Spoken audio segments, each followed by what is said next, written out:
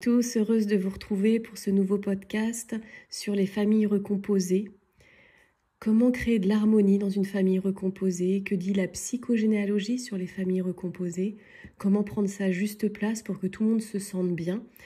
Bref, comment créer, construire cette nouvelle famille?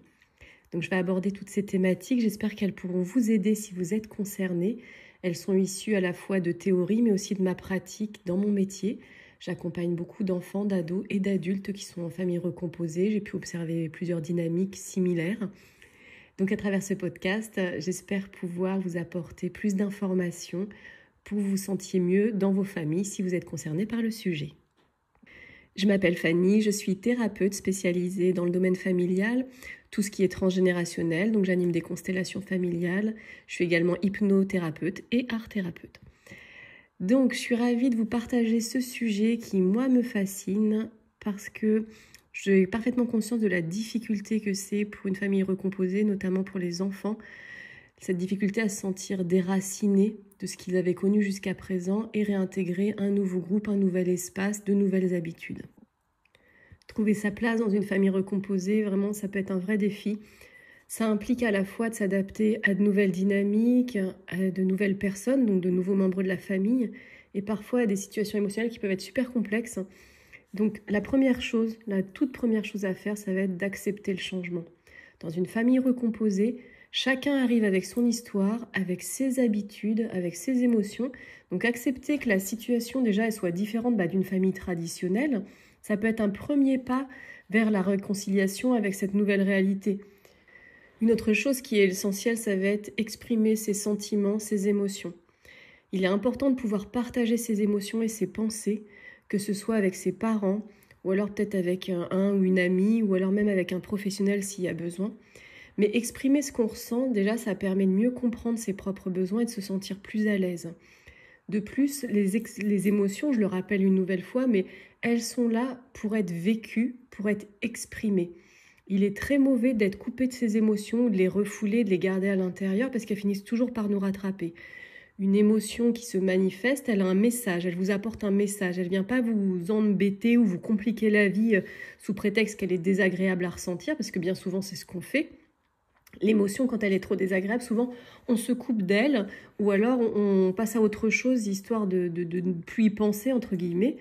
Comme, je sais pas, des fois j'entends ça, c'est « non, pleure pas, faut pas que tu pleures ». Bah si, pleure, ça va te faire du bien. Tu es en train de décharger quelque chose. La tristesse, quand elle se manifeste et que les larmes sortent, elle nous informe qu'on est en train de libérer quelque chose qui était bloqué à l'intérieur. La colère, quand elle se manifeste, elle vient nous informer qu'il y a potentiellement des limites à poser avec quelqu'un. Donc, encore une fois, il faut vivre pleinement ses émotions, car bien généralement, elles sont en plus reliées à des choses qu'on a vécues dans l'enfance. Donc, quand vous vous autorisez à vivre vos émotions à l'âge adulte, vous réparez en même temps ce qui a potentiellement pu vous blesser dans l'enfance et aider à le guérir, à le cicatriser pour après vraiment pouvoir passer à autre chose. Donc les émotions, elles sont extrêmement importantes. Et pouvoir en parler, les exprimer, parler de ses sentiments, de ce qui se passe en soi, c'est crucial. Parfois, on a juste même besoin d'être écouté. Juste d'être écouté activement par quelqu'un, rien que ça déjà, ça peut être une clé énorme. Autre chose qui est essentielle à comprendre, c'est qu'il va falloir respecter les rôles et les limites de chacun. Dans une famille recomposée, il est crucial de respecter les rôles et les places. Un beau-père, par exemple, il ne pourra pas nouer un lien hyper fort avec son beau-fils ou sa belle-fille rapidement. Il y a une notion de temps, évidemment, et il est important de comprendre qu'il y a des phases d'acceptation déjà pour l'enfant. Donc, il ne faut pas attendre trop rapidement, finalement, que la relation elle se construise comme ça, en 2 temps, 3 mouvements. Je vous donne un exemple d'une chose à laquelle moi j'ai assisté. Par exemple, une mère avec sa fille biologique donc, qui reconstruit un couple avec donc, un autre homme. Et en fait, j'ai observé que finalement, cet homme, donc le beau-père, ne pouvait pas prendre sa place auprès de sa belle-fille parce que la mère ne l'autorisait pas, entre guillemets. Et inconsciemment, vu que le père biologique de cette jeune fille était absent, enfin, on va dire présent financièrement et matériellement, mais absent sur le plan de la présence émotionnelle et du lien. Et de fait, qui est devenu le couple? En fait, la mère et la fille, inconsciemment, étaient en couple et le beau-père, lui, exclu. Donc ça veut dire qu'il n'avait ni autorité, alors que tout le monde vivait sous son toit, il n'avait pas sa place. Donc les décisions étaient prises entre la mère et la fille sans concertation du beau-père. Et c'est terrible parce que du coup, le beau-père n'a plus sa place. Et je crois que c'est un point essentiel à souligner, c'est attention, famille recomposée, que tout le monde ait sa juste place au bon endroit. Parce que c'est un peu comme un jeu de cartes. Les cartes étaient bien posées d'une certaine façon, et là on a mélangé tout le paquet et on est en train de redistribuer les cartes différemment. Et dans cette redistribution, parfois, comme je viens de l'évoquer, on retrouve des gens qui ne sont plus à leur juste place. Là, dans ce que j'ai évoqué, la jeune fille, c'était une ado, elle n'était plus à sa place d'enfant, elle n'était plus dans le pôle enfant, elle était dans le pôle parent. Bon, parce que sa mère l'a autorisée aussi, parce que évidemment, la mère, si elle n'avait pas donné son consentement conscient ou inconscient, elle n'aurait jamais pris cette place-là non plus. Mais ça donne des déséquilibres, des exclus, et du coup, ça parasite énormément les relations. Ce qui fait que ce beau-père avec sa belle-fille, leur relation est catastrophique. Toujours sous tension, toujours en train de se stresser. Je pense qu'ils ne se supportent plus ni l'un ni l'autre. Donc, je pense que la communication est essentielle aussi dans ces moments-là, mais s'il n'y a pas de débrief, de comprendre pourquoi, qu'est-ce qui se passe, comment, qu'est-ce qu'on peut mettre en place, etc., finalement, on reste toujours dans les mêmes dynamiques parasitantes et conflictuelles. Et je reviens sur le fait de prendre son temps. Le processus d'adaptation dans une famille recomposée, il prend du temps. Il n'est pas nécessaire de vouloir du jour au lendemain d'avoir une relation hyper proche, etc. Non, il faut vraiment laisser le temps à la situation d'évoluer naturellement, sans pression. Et quand on lâche un peu prise comme ça sur les attentes et qu'on se laisse juste un peu porter par ce qui se passe des fois, ça peut aider à construire des liens qui sont beaucoup plus solides. Autre point essentiel, trouver des espaces de complicité. Il va être impératif d'essayer de passer du temps de qualité avec chaque membre de la famille. Même si ce sont des moments tout simples, comme je dis, ça peut être faire un jeu, passer un moment à échanger, à cuisiner, aller se promener. Et en fait, ça va permettre de mieux se connaître et d'instaurer une relation plus authentique. Là, l'exemple que je vous donnais, le beau-père et la belle-fille qui ne s'entendent pas, ils n'ont aucun moment ensemble. Il n'y a pas de moment de complicité qui sont développés. Donc forcément, chacun reste campé sur ses positions. Il y en a un qui critique l'autre, etc., etc. Et du coup, ce lien, parce que malgré tout, c'est un lien, mais c'est un lien super nocif et toxique en fait, et pour l'un et pour l'autre, parce qu'ils n'ont pas trouvé la solution, ou ils n'ont pas voulu, je ne sais pas. En tout cas, ils n'ont pas trouvé leur solution pour trouver des espaces de complicité, de moments à partager à deux, et puis surtout à mieux se connaître. Et puis on va aussi aborder les conflits, accepter les conflits. Les tensions, elles sont parfois inévitables, mais elles ne signifient pas pour autant que la famille ne fonctionne pas. Les désaccords, ils peuvent être résolus de manière constructive si on prend le temps de vouloir les résoudre. Et évidemment, si chacun est ouvert au dialogue et au compromis. Donc trouver sa place dans une famille recomposée, ça nécessite de la patience, de la compréhension et surtout une bonne communication. La communication résout énormément de choses. Et tout ça, en fait, ça se fait progressivement au fur et à mesure que les liens vont se tisser et que chacun trouve son équilibre. Donc encore une fois, il y a plein de solutions, il y a plein de possibilités, plein de choses à mettre en place. Mais bien souvent, moi, ce que j'observe, déjà, les gens que j'accompagne, souvent, ils viennent une fois que les conflits sont bien installés, ils n'ont pas été résolus. Mais l'idée, ça va être ça, c'est prendre le temps d'analyser ce qui se passe, que chacun ait un espace de parole où on peut exprimer ce qu'on ressent, les désaccords qu'on a. Encore une fois, on est tous humains et différents. On n'a pas tous le même prisme quand on regarde la réalité. Donc c'est important d'écouter, je dirais, la réalité de chacun, même si ce sont des réalités différentes, voire opposées, elles peuvent coexister et c'est ok. Il n'y en a pas un qui a raison et l'autre qui a tort, c'est tout le monde a raison en fait. Et tout le monde a le droit d'exprimer son point de vue. Donc déjà, ça commence par s'écouter mutuellement, exprimer ce qu'on ressent. Et une fois que tout le monde a lâché un peu ses émotions, qu'est-ce qu'on fait maintenant? Qu'est-ce qu'on met en place pour que ça change? Qu'est-ce qu'on peut solutionner pour que tout le monde se sente mieux? Parce que vivre dans une famille recomposée, bourrée de tensions conflictuelles, etc., c'est terrible parce qu'en fait, c'est très énergivore. Ça prend l'énergie de tout le monde dans la famille. Et je ne parle même pas s'il y a d'autres enfants. Là, dans l'exemple que je vous cite, il y a 2 autres enfants derrière. Et voilà, eux, on va dire, même s'ils ne sont pas concernés parce que c'est les 2 parents biologiques, les parents, Mais le problème, c'est qu'ils en prennent autant inconsciemment et même consciemment de cette relation conflictuelle et ils subissent les conséquences. En fait, c'est vraiment les dommages collatéraux. Donc il va être essentiel de résoudre ça. Le truc que je peux vous dire, c'est ne restez pas dans ce genre de situation parce qu'à long terme, ça finit par s'installer, par s'amplifier, par gangréner tout le monde.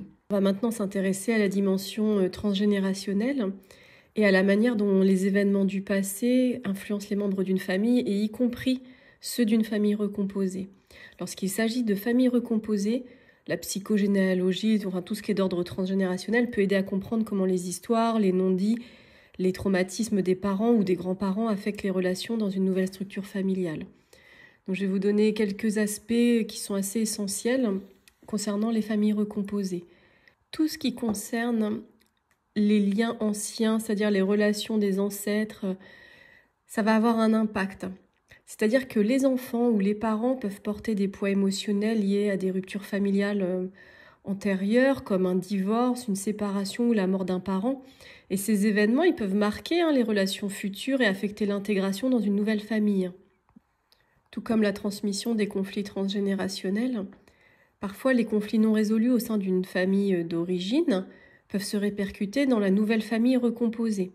Par exemple, si un parent répète des schémas de comportement qui étaient déjà présents dans sa propre enfance, ça va créer des tensions et des répétitions. Donc en fait, il va rejouer en permanence la même chose. Il y a aussi les loyautés invisibles. Les enfants notamment, ils peuvent être pris dans des loyautés conflictuelles entre leurs deux familles, c'est-à-dire entre le parent biologique et la famille recomposée. C'est souvent le cas. Moi, j'y assiste souvent à ça, c'est observer les enfants comme ils sont tiraillés intérieurement entre leur nouvelle famille recomposée et le parent d'origine, enfin de biologique, qui lui peut-être des fois n'a même pas refait sa vie. Et du coup, c'est comme si l'enfant, en fait, il s'empêche d'être heureux dans son nouvel espace. Là, je parle quand il n'y a pas de conflit avec le beau-père, etc., où tout se passe bien, ou avec la belle-mère, qu'il n'y a pas de souci particulier, mais qu'intérieurement et inconsciemment, il reste fidèle et loyal aux parents qui ne fait plus partie de la famille et qui n'a peut-être pas reconstruit sa vie sentimentale. Et en fait, cet enfant-là, il ne va pas s'autoriser pleinement à être heureux. C'est comme si inconsciemment, il soutient le parent biologique qui ne fait pas partie de cette nouvelle famille. Et je reviens sur la place de chacun, donc sur la place des membres de la nouvelle famille, de la famille recomposée. Comment en fait les nouveaux membres, c'est-à-dire les beaux-pères, les demi-frères et les demi-sœurs, peuvent être perçus? Parce que parfois, ils sont considérés comme des intrus, comme des figures de remplacement, et ça perturbe complètement l'équilibre familial. Donc là, évidemment, il y a un travail à faire en transgénérationnel. Ça va permettre en fait d'aider à clarifier toutes les dynamiques, favoriser une meilleure intégration et surtout redonner la juste place à chacun pour que tout le monde puisse s'épanouir dans cette nouvelle famille. Quand j'ai créé ce podcast, on m'a posé une question d'une personne justement qui est en famille recomposée. Elle m'a dit, c'est quoi les conséquences d'une mise à l'écart d'un enfant par son beau-père ou sa belle-mère dans une famille recomposée? Alors, il va y avoir plusieurs conséquences évidemment, mais elles vont dépendre en grande partie du contexte. C'est-à-dire, là, je vais vous donner des généralités, mais ça dépend de l'âge de l'enfant, ça dépend depuis combien de temps existe la famille recomposée, ça dépend aussi de la mise à l'écart. C'est quoi comme mise à l'écart? Qu'est-ce qui est considéré comme une mise à l'écart de l'enfant par son beau-père ou sa belle-mère? Mais bon, en tout cas, il y a une chose qui est sûre, c'est le premier impact, ça va jouer sur l'estime de soi et sur l'identité de l'enfant qui est concerné. Quand un enfant est mis à l'écart par son beau-père ou par sa belle-mère, il peut ressentir une profonde insécurité et un sentiment de rejet. Il peut se sentir non reconnu, non désiré, voire même exclu, et ça affecte directement son estime de soi. En fait, ce rejet, si vous le laissez pourrir, s'il n'est pas traité, ça peut se transformer en sentiment d'inéquation, voire de dévalorisation. Et à long terme, ça peut engendrer des problèmes de confiance en soi et des difficultés relationnelles ou du retrait social. Donc, c'est pas anodin. Et je pense que s'il y a mise à l'écart, c'est que c'est pas anodin aussi de la part de la personne qui est en train de le faire. Là, je parle pour une personne qui n'est pas forcément toxique ou quoi que ce soit, mais vraiment, c'est à traiter. La deuxième chose, ça peut être un sentiment aussi de loyauté conflictuelle. C'est-à-dire que l'enfant peut se retrouver pris dans des loyautés contradictoires. D'un côté, il peut se sentir obligé de soutenir son parent biologique, mais de l'autre, il peut être aussi tenté de chercher à satisfaire le beau-père ou se conformer aux attentes de celui-ci. Et la mise à l'écart, ça va aggraver ce dilemme, car l'enfant pourrait ressentir qu'il doit en fait choisir entre les deux partenaires familiaux. Ce sentiment de devoir choisir entre ces deux parents peut être très perturbant, surtout s'il se sent rejeté par l'un d'entre eux. Dans l'exemple du beau-père qui va mettre à l'écart sa belle-fille, en fait, une mise à l'écart prolongée, ça peut créer un fossé mais tellement grand entre l'enfant et le beau-père. Ça peut être perçu comme pour l'enfant, comme une figure d'autorité en fait qui n'apporte ni soutien ni bienveillance, mais qui est seulement une source de tension. Et l'enfant, il pourrait développer des sentiments négatifs envers le beau-père, donc comme de l'hostilité, de la colère, de la méfiance. Et ça risque de nuire en fait à toute possibilité de développement d'une relation saine et respectueuse entre eux. Les enfants, ils réagissent souvent au rejet par des comportements de rejet d'eux-mêmes. Donc, c'est-à-dire qu'ils vont se rejeter eux-mêmes en ne se respectant pas, en ne sachant pas mettre des limites, par exemple, une fois qu'ils seront à l'âge adulte. Mais tant qu'ils sont dans, je dirais, l'enfance ou l'adolescence, ça va donner de la rébellion ou peut-être même un retrait émotionnel. Donc, on va plus savoir ce qui se passe chez l'enfant, il ne va plus rien exprimer, ou alors des comportements perturbateurs. Ça peut donner des enfants qui passent leur temps à faire du bruit, à crier, à se mettre en colère, à taper, à insulter. Donc là, clairement, on est sur un enfant qui ne va pas bien.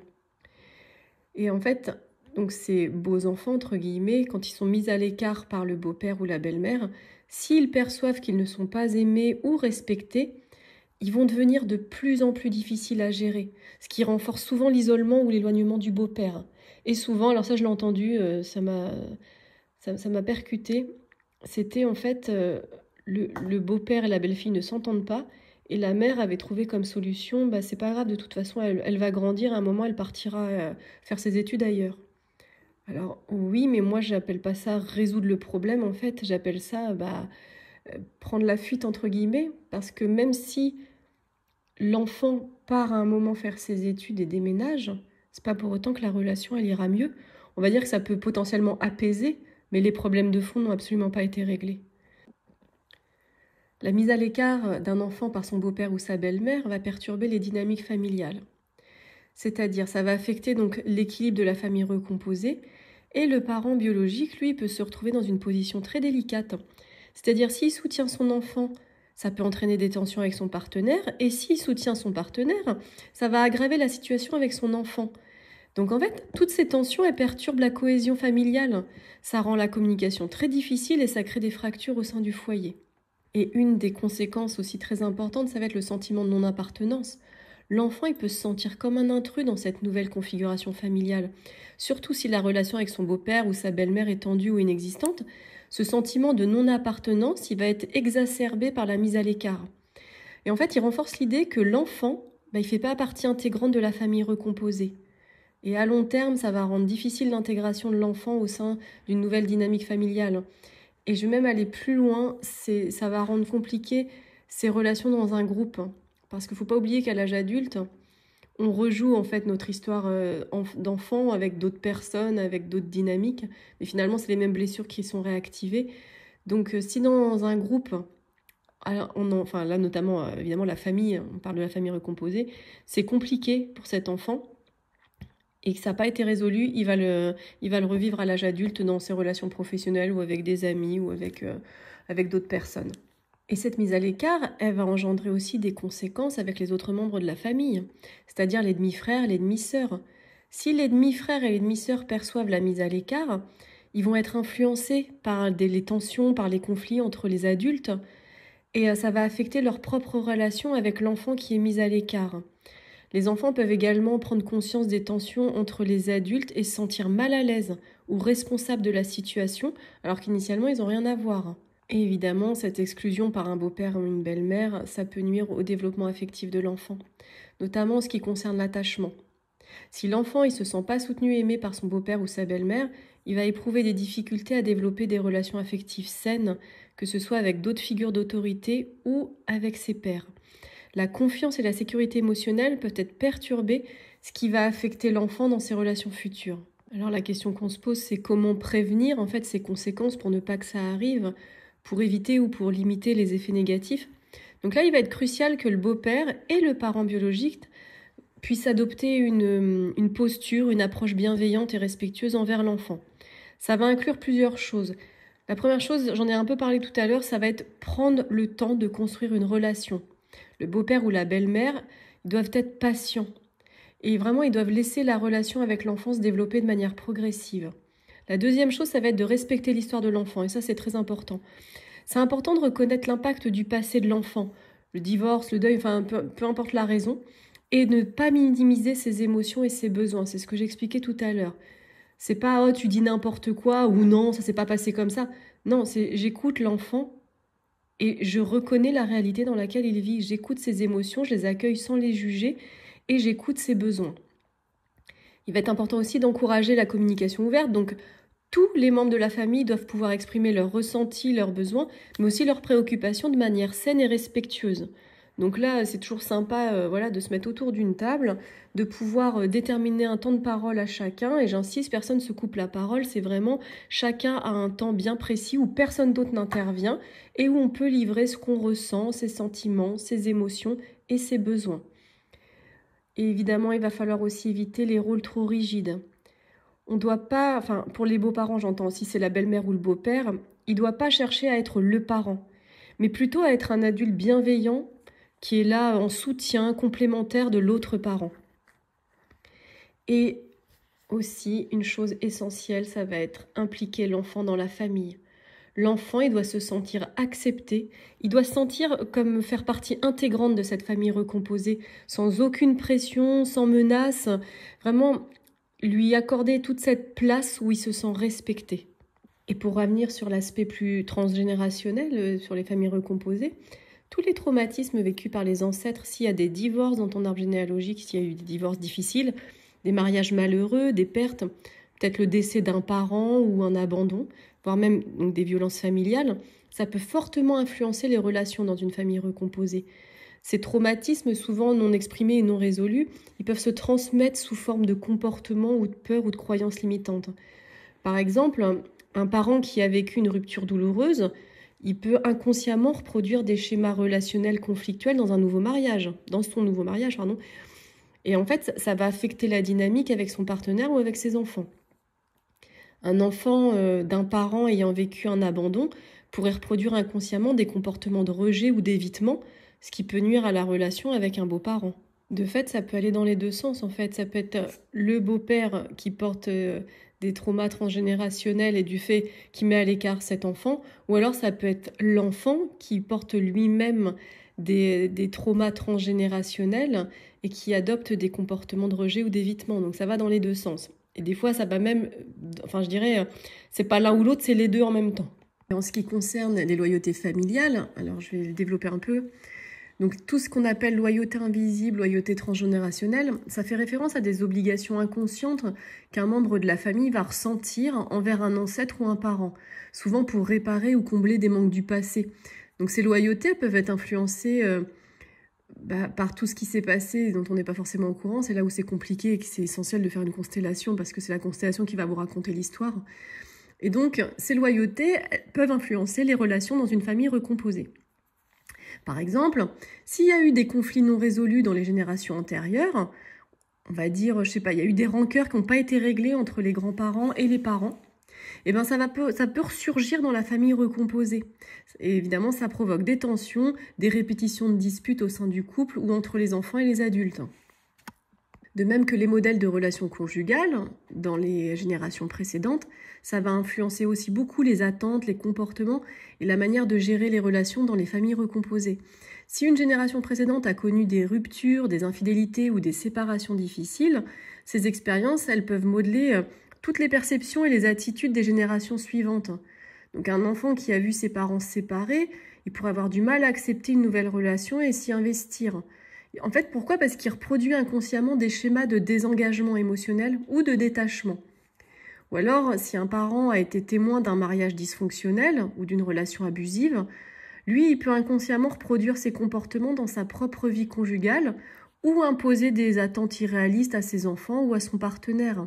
Et si on associe à ça toutes les croyances familiales dont on a hérité, parce que certaines croyances limitantes ou des idées préconçues sont transmises par les ancêtres et affectent en fait la manière dont une personne perçoit les relations familiales ou les relations amoureuses ou l'unité familiale. Je vous donne un exemple. Par exemple, des croyances sur le mariage. Le mariage, par exemple, c'est une institution qui ne doit jamais se rompre. Ou alors sur les rapports entre beaux-parents et enfants. Ça peut créer des attentes irréalistes et des tensions dans la famille recomposée. Une croyance selon laquelle les enfants d'un premier mariage doivent être protégés ou placés dans une position d'autorité, ce qui était le cas dans l'exemple que je vous donnais tout à l'heure, ça peut nuire à l'intégration des nouveaux membres et compliquer la création des liens harmonieux. Pour les enfants ou les adultes ayant vécu des expériences d'abandon, donc là on peut parler ou de divorce ou de la mort d'un parent ou n'importe quel type de séparation qui peut être traumatique, en fait ils peuvent porter des peurs profondes et inconscientes liées à la perte. Dans une famille recomposée, ça peut se manifester par exemple par la peur que la recomposition familiale ne tienne pas et la crainte que les relations affectives soient superficielles ou alors instables. Un enfant, il peut ressentir une menace à son attachement avec un parent biologique par peur que celui-ci, en fait, il soit moins présent ou affectueux en raison de l'arrivée d'un beau-parent. Les comportements parentaux sont souvent le reflet des modèles éducatifs qu'on a reçus dans l'enfance, évidemment. Par exemple, un parent qui a grandi dans une famille où l'autorité est hyper stricte, voire violente, en fait, lui, il peut reproduire ce style de parentalité dans sa propre famille, même s'il ne le souhaite pas consciemment. Si je prends l'inverse, c'est-à-dire un parent qui a vécu une enfance qui est marquée justement par le manque d'autorité, par une relation trop permissive, trop laxiste, lui, il va avoir du mal à instaurer des règles strictes pour ses propres enfants, ce qui peut créer des tensions, notamment avec le partenaire, si lui, il souhaite mettre un cadre en place de façon claire en étant équilibré. Vont jouer également tous les secrets de famille et les non-dits. C'est-à-dire que les secrets familiaux ou les événements passés non abordés, donc je vous donne des exemples, des adoptions cachées, des relations extra-conjugales, des tabous, des enfants illégitimes, des traumatismes refoulés, bref, ça peut également jouer un rôle important dans la recomposition familiale. Tous ces non-dits, ils peuvent se manifester par des conflits ou des incompréhensions entre les membres de la famille qui vont être incapables d'identifier la source de leur tension. Et c'est là où c'est chaud en fait. Parce que finalement, consciemment, tu te dis mais pourquoi on en arrive là? Qu'est-ce qui se passe? Et bien souvent, c'est pas au niveau de la conscience qu'il faut chercher, c'est au niveau de l'arbre généalogique. À qui ça remonte, à qui ça appartient cette histoire et qu'est-ce qu'on est en train de rejouer. Donc là, perdez pas de temps, faites une constellation, vous allez voir, ça va directement vous donner la réponse à ce qui se passe dans votre couple et dans votre famille recomposée. Et je vous partage quelque chose qui, moi, se passe souvent dans mes séances avec les enfants. Des fois, j'ai des enfants qui éprouvent de la colère ou de la tristesse, mais qui ne comprennent pas pourquoi. Ils n'ont pas de raison particulière. Et souvent, c'est à cause d'un secret ancien lié à un ancêtre ou à une expérience familiale qui a été refoulée. Et là, dans ce cadre-là, avec les enfants, moi, je fais des constellations avec des petites figurines pour que ce soit plus ludique pour eux et plus sympa. Et on peut tout à fait libérer le secret ou le non-dit qui les dérange et qui les parasite. Ce qu'on appelle les fantômes du passé en transgénérationnel, donc les relations qui sont non reconnues, les enfants illégitimes, en fait, ils peuvent ressurgir sous forme de comportements conflictuels ou de tensions.